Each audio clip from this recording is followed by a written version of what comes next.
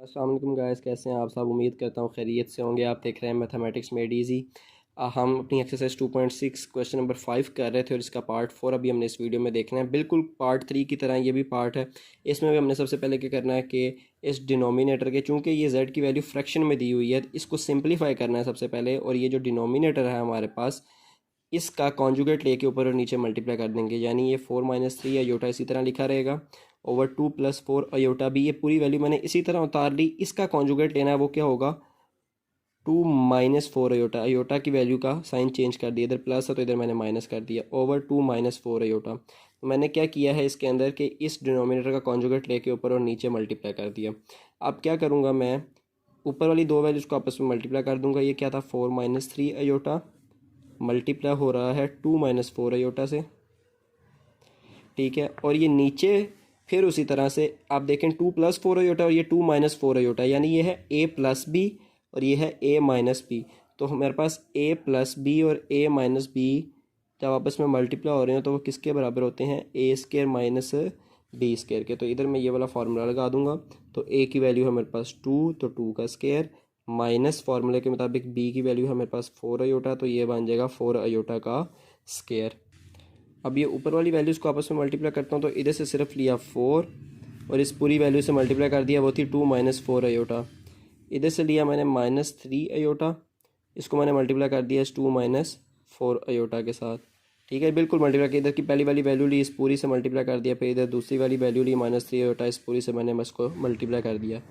Over 2 का square मेरे पास क्या होता है, 2 × 2 = 4, दरम्यान में साइन माइनस का। अब ये स्क्वायर जो है ना, ये 4 के ऊपर भी और अयोटा के ऊपर भी है, तो 4 का स्क्वायर 4 × 4 = 16, और जब अयोटा के ऊपर स्क्वायर आएगा तो वो बन जाएगा अयोटा स्क्वायर, ठीक है। फिर आगे इसको सॉल्व करो तो 4 × 2 = 8, माइनस का साइन 4 × 4 = 16 अयोटा। फिर इसी तरह 3 × 2 = 6 और ये अयोटा और प्लस माइनस माइनस। फिर इसी तरह माइनस माइनस प्लस 3 × 4 = 12 और इधर भी अयोटा है और इधर भी अयोटा, तो कितने अयोटा आ गए, 2, तो ये अयोटा स्क्वायर बन गया। ओवर 4 इसी तरह, -b इसी तरह, 16b इसी तरह। मुझे पता है कि जो अयोटा स्क्वायर होता है वो किसके बराबर होता है, -1 के, ठीक है। तो इस अयोटा स्क्वायर की जगह मैं क्या लिख दूंगा, इधर -1 लिख दूंगा। आगे इसको सॉल्व करें तो ये क्या है, 8 इसी तरह रहेगा, माइनस माइनस प्लस 16 और 6 कितने होते हैं, 22 अयोटा। और इन दोनों में से बड़ी कौन सी है, 16 वाली बड़ी है ना 6 से, तो 16 के साथ क्या साइन है, माइनस का, तो इधर मैंने माइनस लिख दिया। प्लस 12 भी इसी तरह, अयोटा स्क्वायर की क्या वैल्यू होती है, -1, तो -1 इससे मल्टीप्लाई हो जाएगा। ओवर 4 इसी तरह, -16 multiply by -1 plus 16, 16 × 1 = 16, minus minus plus 8 इसी तरह, -22 अयोटा भी इसी तरह, प्लस माइनस माइनस 12 × 1 = 12, ठीक हो गया। और नीचे मैं जब इनको ऐड करूँगा 16 + 4 मेरे पास क्या बन जाएगा, 20 बन जाएगा। अभी इसको मज़ीद सॉल्व करता हूँ तो क्या आएगा, 8 - 12 प्लस 8 -12 प्लस माइनस माइनस 12 में से जब मैं 8 निकालूंगा तो मेरे पास क्या आएंगे, 4, और साइन 12 चूँकि 8 से बड़ा है तो इसके साथ माइनस का साइन है, तो ये आ गया -4।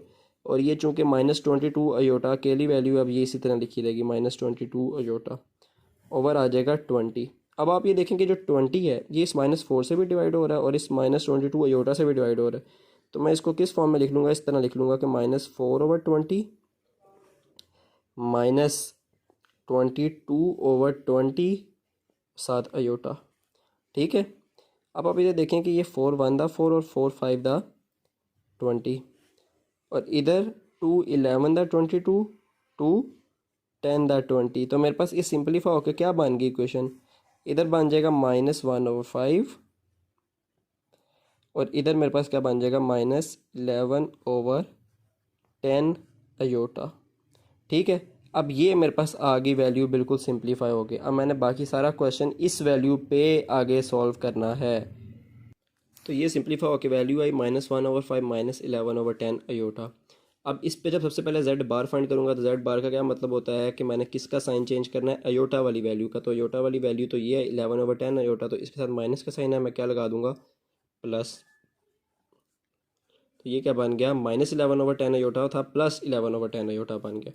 दूसरा जो इस ये मेरे पास था इसका ए वाला पार्ट, जिसका दूसरा बी वाला पार्ट था वो मुझे क्या कह रहा था, आप फाइंड करें जेड प्लस जेड बार फाइंड करें।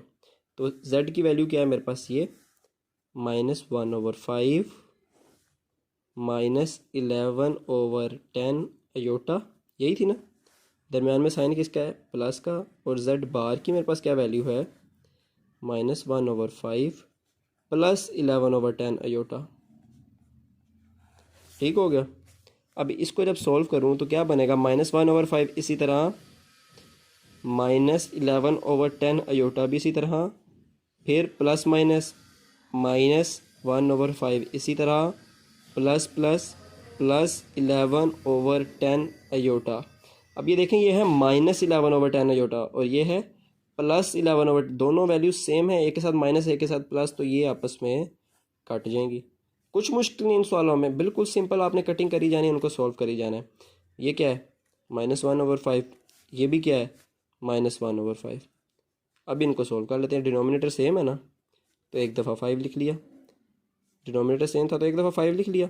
ऊपर क्या है, -1 और ये भी क्या है, -1, तो मेरे पास क्या बन गया, 1 माइनस माइनस प्लस 1 + 1 2, और चूँकि दोनों बराबर हैं तो दोनों के साथ माइनस का साइन है, तो मैं माइनस लिख लेता हूँ, और नीचे 5 इसी तरह। ये मेरे पास इसका आंसर आ गया, -2/5। इसी तरह जब मैं इसका सी पार्ट फाइंड करूँगा, जो कि मेरे पास क्या है, z माइनस जेड बार, इसको किस तरह से फाइंड करूँ कि z की वैल्यू मेरे पास क्या है, ये -1/5 -11/10 अयोटा। अब दरम्यान में साइन किसका आ जाएगा, माइनस का, और z बार की क्या वैल्यू है, -1/5 प्लस 11/10 अयोटा। ठीक है। अब भी क्या करूँ, उसी तरह ब्रैकेट्स ओपन करूँगा, -1/5 उसी तरह, -11/10 अयोटा भी इसी तरह, minus minus plus 1/5 minus plus -11/10 iota. ठीक है। अब आप ये देखें कि ये 1/5 माइनस का है और ये 1/5 प्लस का है, तो इसके केस में ये 1/5 सेम है, एक प्लस का एक माइनस का आपस में काट गए। अब इसके केस में क्या हो जाएगा कि ये -11/10 अयोटा और ये भी -11/10, ये इकट्ठे आ जाएंगे। ठीक है। अब आप इसमें देखें, फिर डिनोमिनेटर दोनों के केस में 10 ही है, सेम है, एक दफ़ा 10 लिख लिया। ये क्या है, -11 अयोटा, ये भी क्या है, -11 अयोटा। अब जब इसको सॉल्व करूँगा तो माइनस माइनस प्लस 11 और 11 कितने होते हैं, 22 अयोटा, 11 अयोटा, और ये भी 11 अयोटा, 11 अयोटा और 11 अयोटा कितने हो गए, 22 अयोटा।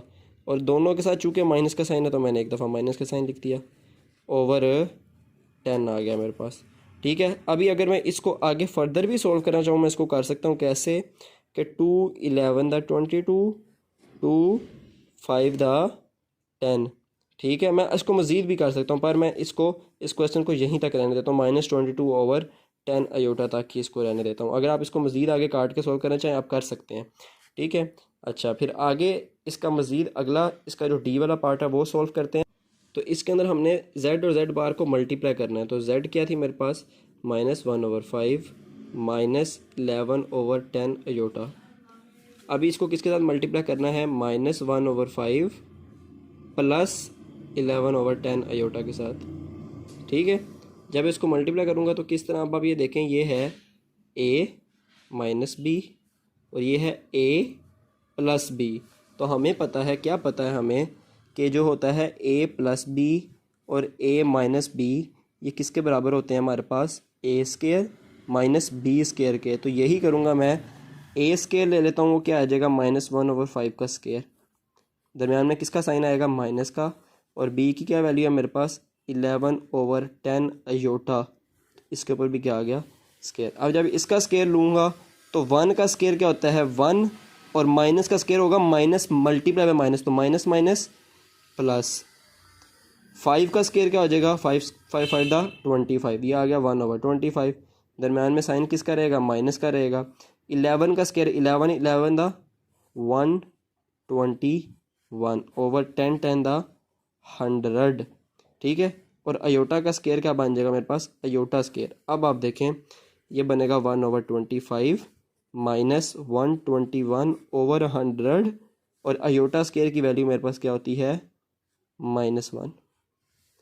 जब इस अयोटा स्केयर की जगह मैं इधर लगाऊंगा ना -1, तो अभी मेरे पास क्या बन जाएगा 1/25 माइनस 121 ओवर 100 को जब 1 से मल्टीप्लाई करूंगा तो क्या आएगा 121 ओवर 100, और ये माइनस माइनस प्लस, ठीक है। अभी इसको मैं इन दोनों रकमों को ऐड करूंगा, तो इन दोनों का एलसीएम आया 100। 100 को किस से मल्टीप्लाई करूँ कि 100 आए, 1 से, 100 1s द 100, तो इसको 1 से मल्टीप्लाई कर दूंगा, 121 1 द 121 प्लस 25 4 द 100, तो इसको 4 से मल्टीप्लाई, यानी 25 को अगर 4 से मल्टीप्लाई करूँ तो 100 आएगा ना, तो इसको मैं 4 से मल्टीप्लाई कर दूंगा, 1 4 द 4। अब 121 में जब 4 ऐड करूँगा तो क्या आएगा 125 ओवर 100। अब ये कटिंग होती है जी, होती है, काटें। अगर मैं इसको 25 के टेबल पे काटूँ तो 25 5 द 125 और 25 4 द 100, तो मेरा आंसर क्या आ जाएगा 5/4, ठीक है। तो ये हमारा क्वेश्चन था, और आप देखें कि इसको मैंने इधर से शुरू किया। सबसे पहले मैंने इसको सिंप्लीफाई किया, 4 इसको मैंने नीचे डिनोमिनेटर का कॉन्जुगेट लेके ऊपर नीचे मल्टीप्लाई किया और एक सिंपल वैल्यू निकाल ली, वो आई मेरे पास -1/5 -11/10 अयोटा। फिर जो ये सिंप्लीफाइड वैल्यू आई, इस पे मैंने चारों पार्ट सॉल्व किए। सबसे पहले z बार लिया, फिर z प्लस z बार फाइंड किया, फिर मैंने z माइनस z बार फाइंड किया इसके अंदर, ठीक है। और फिर जब मैंने इसका चौथा वाला पार्ट था वो फाइंड किया था z मल्टीप्लाई बाय z बार, तो मैंने इसका चौथा वाला पार्ट इस तरह फाइंड किया, और ये मेरे पास इसका भी 5/4 आंसर आ गया। तो यहाँ पे मेरा इसका चौथा पार्ट भी ख़त्म हो गया, और अगली वीडियो में इसके बाकी पार्ट्स देखते हैं। और उम्मीद करता हूँ आपको इस क्वेश्चन की भी समझ आई होगी। अगली वीडियो तक के लिए अल्लाह हाफिज़।